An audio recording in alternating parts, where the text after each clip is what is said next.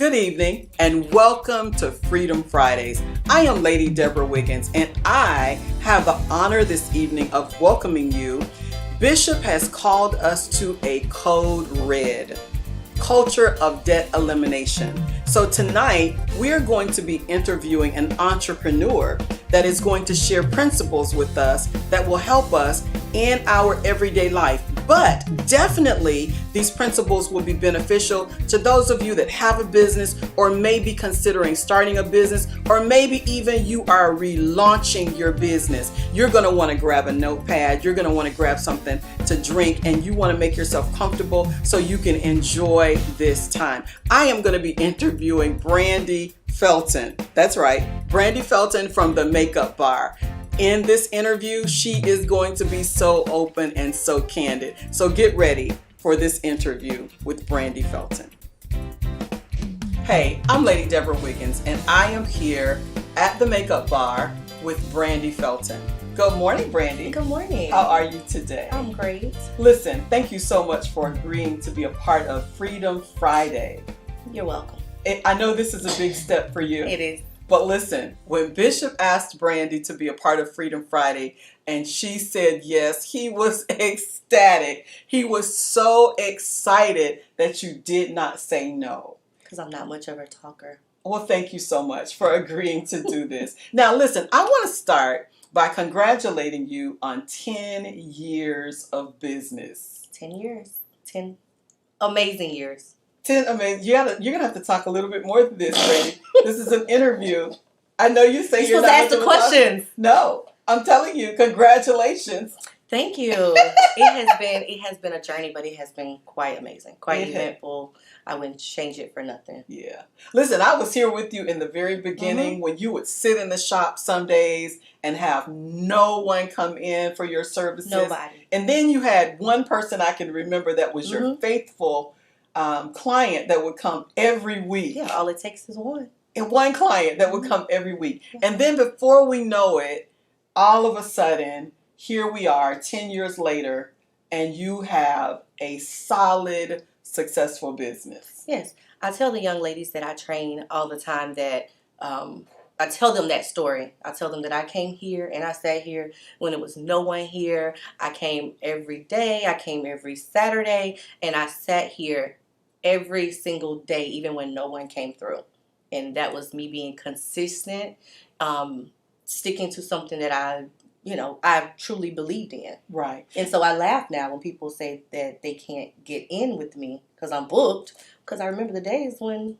Booked and blessed, huh? Yes. Yeah. So I want to get right into the interview because I know that you have We clients. haven't started yet? No, not yet. Oh. I know you have clients that are going to be rushing in here shortly. So we need to do this so that you can get on with your day because you have a full schedule today, yes, right? Okay, so listen, it's Freedom Friday. And so can you talk just a little bit about what the word freedom means to you? For me, it means something different, I think, at this point in my life. For a while, it meant financially free. And that is definitely key, but I think more so it's having time to actually live life. That's a whole nother level of freedom. And so when you first started your business, as you said, you were here every day, including Saturdays. Really the only day that you took off was Sunday. And sometimes I was here on Sundays. You were here on Sundays. So when you first started, you were really making yourself available to your clients 7 days a week. You had no freedom. Holidays, every day, available every day. Yeah. And so now you've worked for 10 years and you've built a successful business, and now you have some freedom. You have the ability to be able to have a schedule. And sometimes people don't like that too much, right? Yeah, because I work 4 hard days and then I take the rest out. Yeah. But you have the ability to be able to do that because you've worked to build your business. The ability to say, no, I'm not coming in today. Right.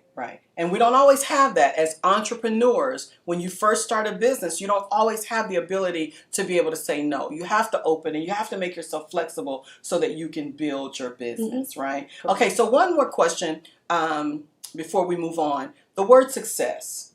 What does success mean to you? For me, I think when I look at success, I posted something that just popped up in my memories, and it said that I love the fact that when someone tags me in a post, I also see several of the other ladies that I've trained in the industry. And for me, helping them become successful, that's the ultimate success. Wow. So 10 years ago, you started just doing makeup, like just doing basic makeup. And now you are training people. You have transitioned your business from just doing makeup. Talk about just some of the other things that you're doing right now. So originally, my goal was never to do makeup. That's why it wasn't so hard for me to kind of give it up. Mm-hmm. My goal was always to have my own line of products. Mm-hmm. And so I started with the line of products, and then it kind of transitioned to people coming in saying, show me how to use the products. And that's how I started doing makeup. And so now I have got my esthetician license, so we're doing skincare, and I also released a skincare line along with some makeup products as well. Okay, you're not. I'm sorry. And so let me tell you. So I also got certified and licensed for permanent makeup, and so I've done a lot of trainings as it relates to permanent makeup. I've been trained in brows, which is my specialty. But I have 13 other certifications that I'm going to be rolling out. So I clearly remember when you started the business, having conversations with you about what your dream was. And a big part, and that's a big part too, of being able to have a successful business as an entrepreneur. You really need a vision. Mm-hmm. And so you had a vision from the beginning. And as you said, the vision was never just to do makeup. You really wanted to help women. And you had a specific area that you wanted to help. You wanted to help women that have been going through cancer. Mm-hmm. And so when you got your esthetician license, and we can talk about that because that's something you did during COVID. I did. I mean, that still blows my mind. You took advantage of the time that you had and got your esthetician license so that you would be able to include those services in your business. But in terms of the permanent or semi-permanent makeup, one of the things that you are certified in is being able to do areola. Mm-hmm. So talk about that, because that's so important to women.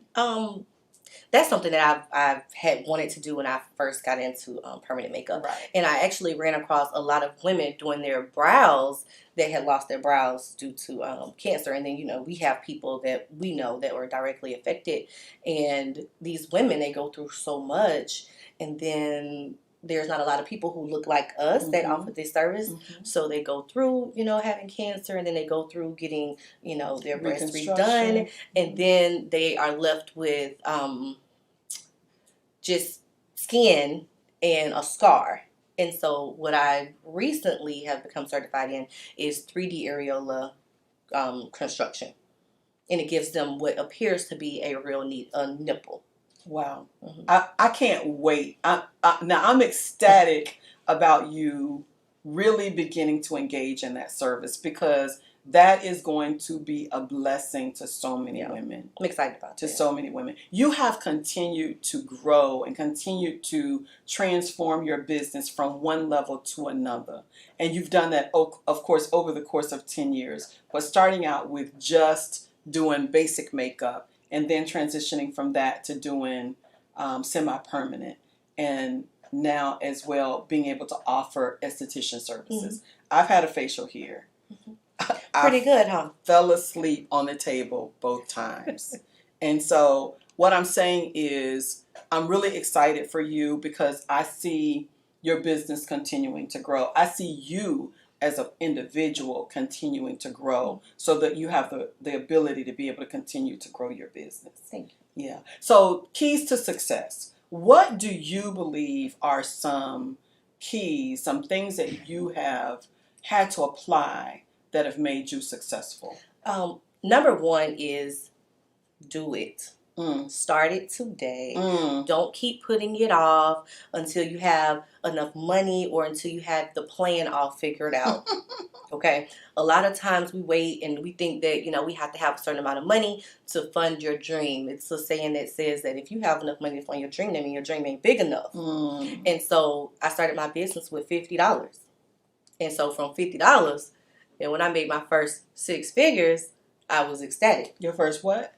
6 figures. Say it again, girl. 6 of them. 6 figures. 6 figures. Now we're sitting, ironically enough, we are sitting in what was originally the ladies' place. Mhm.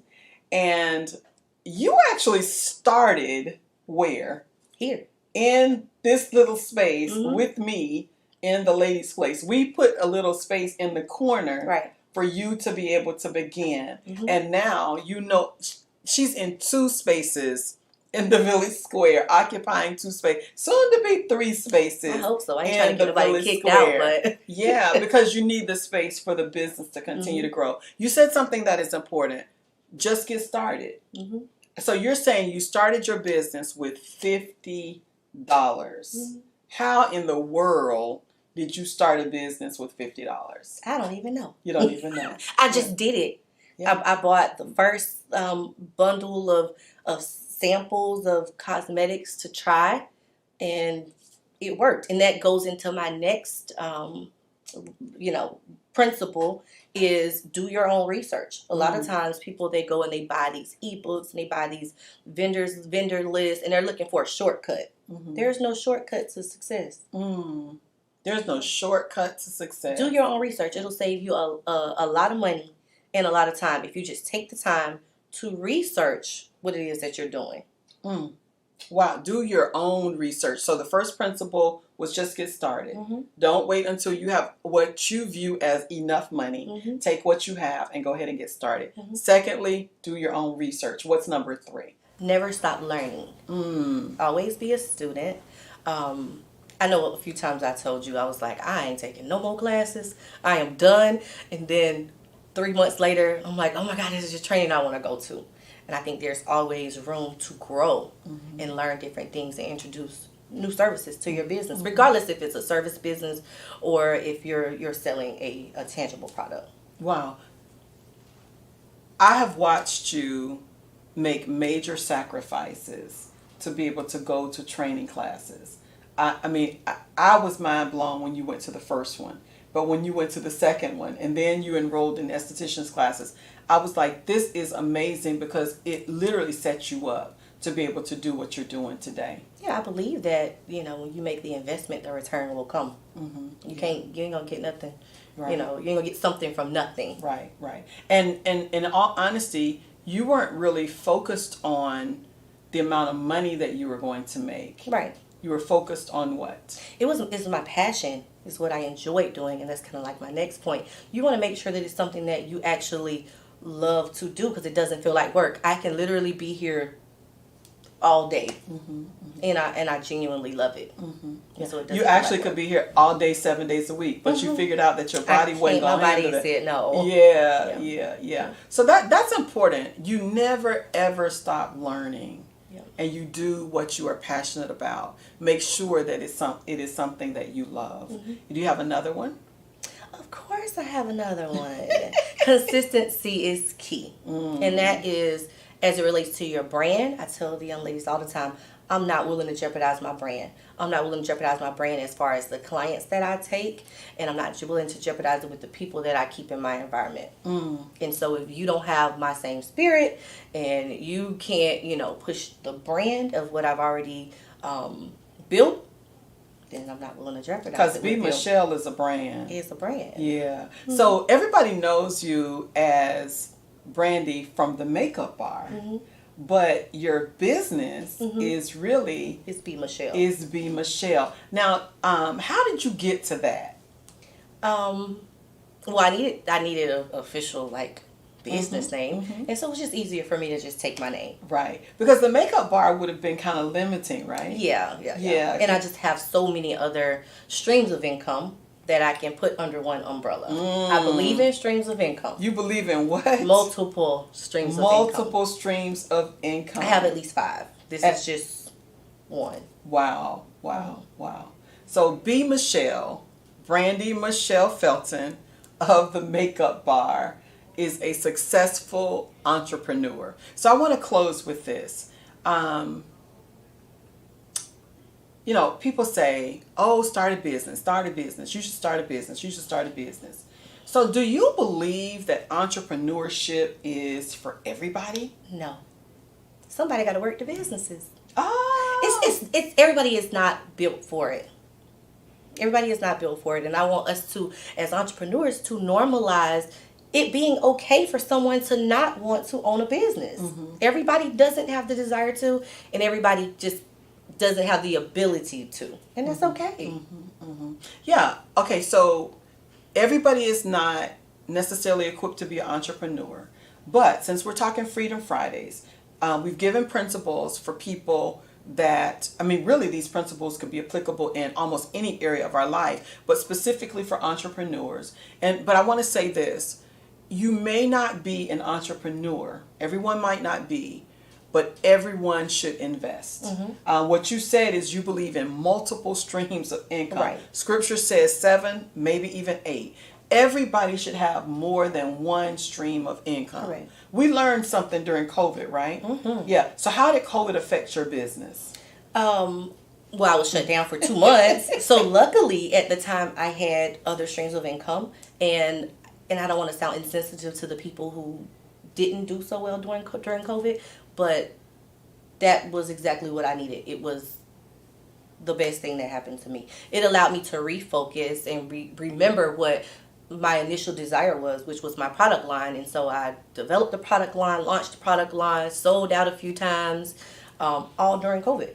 Luckily, I had something else to fall back on. I had other streams of income because my business was shut down for 2 months. So your business was shut down. How did your customer base work out in that time? Did you lose customers? I didn't lose no customers.